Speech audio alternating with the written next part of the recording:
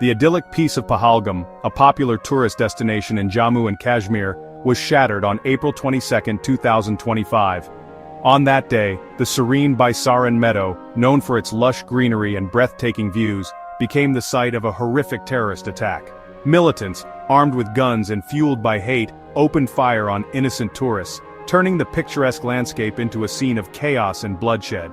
The attack, lasting a terrifying 25 to 30 minutes, left 26 people dead and over 20 injured. The victims were primarily Hindu tourists, suggesting a deliberate and chillingly targeted assault on a particular community.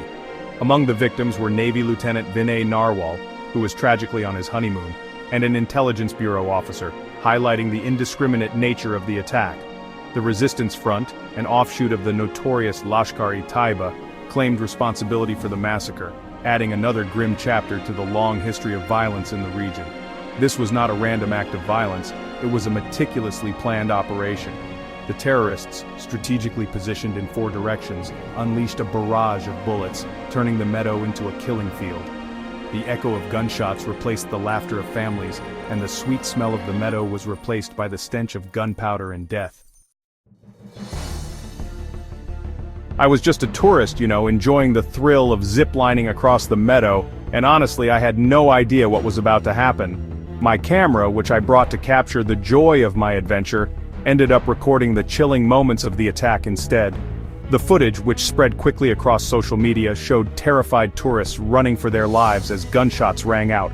A stark reminder of how sudden and brutal the attack really was. Survivors later recounted stories of chaos and fear, describing how the terrorists asked victims about their religion before opening fire, which really shows just how deliberate the killings were. Some survivors, in a desperate attempt to save their lives, reportedly started reciting Islamic verses, just out of sheer fear and desperation.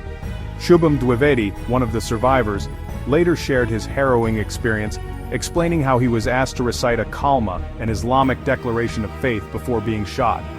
He believes his survival was nothing short of a miracle. The attack left an indelible mark on all of us who survived, etching the horror of that day deep in our memories. The images of the attack, the sound of gunfire, and the faces of the victims, they've become a haunting reminder of the human cost of hatred and violence. In the aftermath of the attack, security forces responded swiftly and with overwhelming force. 2 suspected hybrid militants, Wasim Ahmad Shah and Adnan Ahmad Bey, both from Anantnag, were apprehended. A pistol, a grenade, and a cache of ammunition were recovered from them, giving us a chilling glimpse into their deadly intentions. But honestly, those arrests were just the beginning. A massive crackdown followed, with nearby villages blanketed in security. Over 2,000 people were detained, homes were demolished, including that of suspect Adil Hussein Thoker, and patrols were stepped up, all reflecting the authorities' determination to catch those responsible and prevent more attacks. Still, the crackdown, while aimed at justice, sparked concerns about human rights violations. The large-scale detentions and demolitions, often carried out without proper due process, fueled resentment and fear among the local people. The attack, along with the sweeping crackdown, cast a long shadow of suspicion and fear over the region.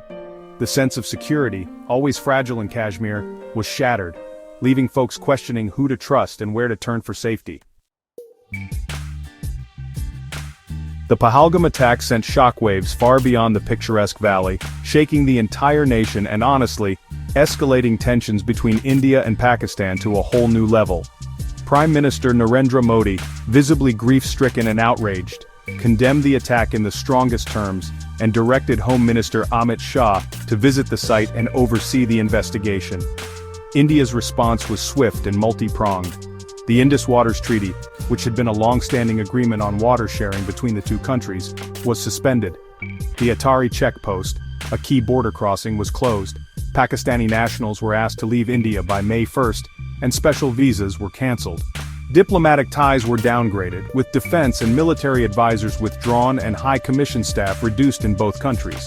The attack pushed the already strained relations between India and Pakistan to a new low, raising fears of further escalation and violence. The attack also sent ripples across the international community. World leaders, including US President Trump and Russian President Putin, condemned the attack and expressed solidarity with India. The global condemnation really highlighted the widespread outrage and concern over the attack, further isolating the perpetrators and their ideology.